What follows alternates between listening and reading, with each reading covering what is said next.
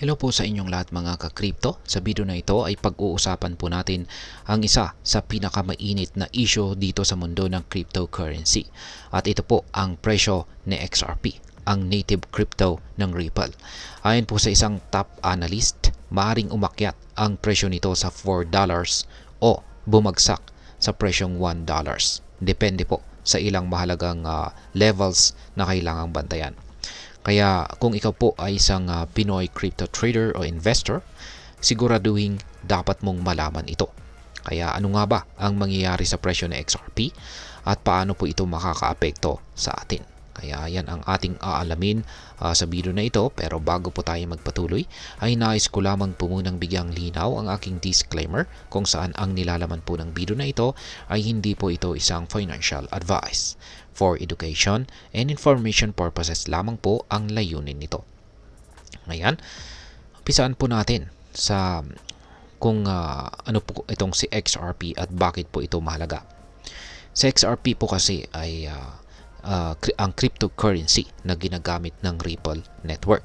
Isa po itong platform na idinisenyo para sa mabilis at murang international money transfers. Maraming mga bangko at financial institutions ang gumagamit nito. Kaya naman ito ay itinuturing na isa sa pinaka-promising na crypto assets sa market. Pero tulad po ng ibang cryptocurrencies, ang presyo nito ay volatile o pabago-bago. Ngayon ay ano po ang sinasabi ng analyst tungkol kay XRP? Ayan, si Ginoong Egrag Crypto ang nagbahagi ng kanyang analysis po rito. Isa po siyang kilalang crypto market analyst. At yan, nakikita po natin dito ang kanyang chart dito kay XRP or ang trading pair na XRP USD. Ito po isa po itong 3-day chart time frame mula po ito sa datos ni Binance. Ngayon ay meron pong dalawang posibleng senaryo rito ayon kay Ginoong Egrag Crypto. Yan, ang positibo at saka negatibong senaryo. Kaya unahin po natin sa positibong senaryo. Kapag nalampasan daw ni XRP ang key resistance levels na nasa presyong $2.60, $2.65 at saka $2.75, maaari itong umakyat sa presyong 3.775 at posibleng magpatuloy hanggang $4. Sa ganitong sitwasyon, malaki po ang tsansa ng mga investors na kumita. Kaya yan. Sa negatibong senaryo naman, kapag bumagsak po ang presyo ng XRP sa ilalim ng $2, maaaring magkaroon po ng bearish sentiment o takot sa market. Dahil dito, pwedeng bumagsak ang presyo nito hanggang $1.22 o mas mababa pa. Ayan. Ngayon ay ano po ba ang nangyayari sa presyo ni XRP ngayon? Sa kasalukuyan, ang presyo po ni XRP ay nasa $2.08. Bumaba po siya ng 5% sa nakalipas na 24 oras.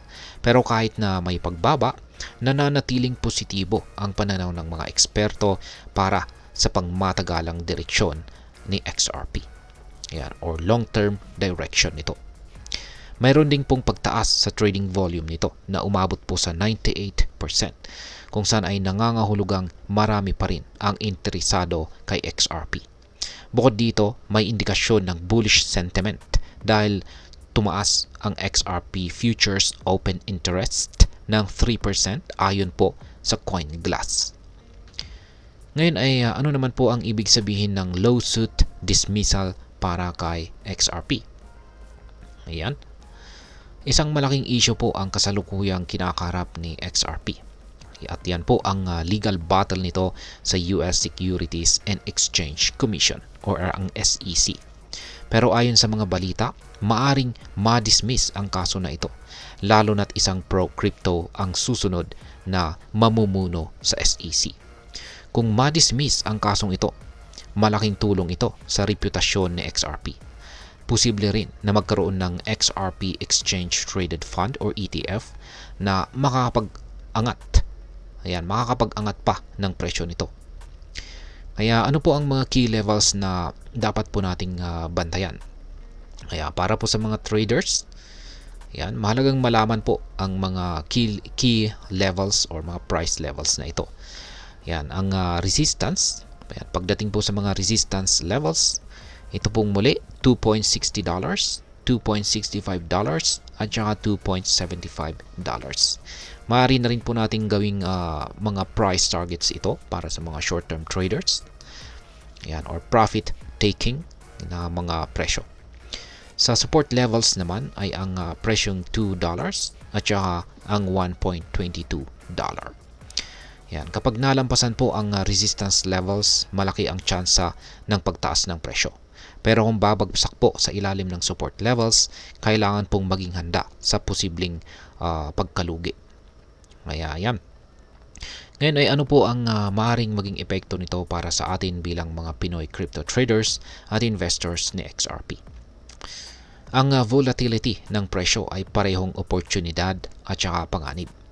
Kung tataas po ang presyo sa $4, malaking kita ang maaring makuha natin dito, lalo na kung bumili po tayo ng XRP sa mas mababang presyo. Pero kung babagsak po ito sa presyong $1, maaring mawalan po tayo ng puhunan kung hindi po tayo maingat.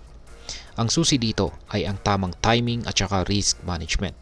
Huwag po tayong mag-invest ng higit sa kaya nating mawala. Tandaan, ang crypto market ay hindi para sa lahat. Kailangan po ng masusing pag-aaral at tamang diskarte. At ngayon ay ano naman po ang aking masasabi tungkol dito. Si XRP ay isa po itong promising asset. Pero gaya ng lahat ng investments, may kaakibat po itong risk. Kung ikaw po ay naniniwala sa long-term potential ni Ripple at ang technology nito, maaaring maganda itong idagdag sa ating portfolio. Pero kung hindi po natin kayang tanggapin ang mga biglaang pagbabago sa presyo, mas mabuting maghanap po tayo ng mas stable na investment. At sa kabuuan, mahalaga po ang pagiging informed at saka handa. Patuloy po na mag-research, magbasa ng balita, at makinig sa mga eksperto para mas maintindihan ang galaw ng market. Tandaan, ang tagumpay po sa crypto trading at investing ay hindi lamang po dahil sa swerte. Ito po ay bunga ng tamang kaalaman at disiplina. At ayan, hanggang dito na lamang po tayo sa video na ito mga ka-crypto. Sana po ay inyong nagustuhan ang aking paliwanag sa video na ito. Kung inyo po itong nagustuhan, pakiclick lamang po ang like button nito. Marami pong salamat sa panonood. Ingat po tayo lagi at God bless po sa ating lahat.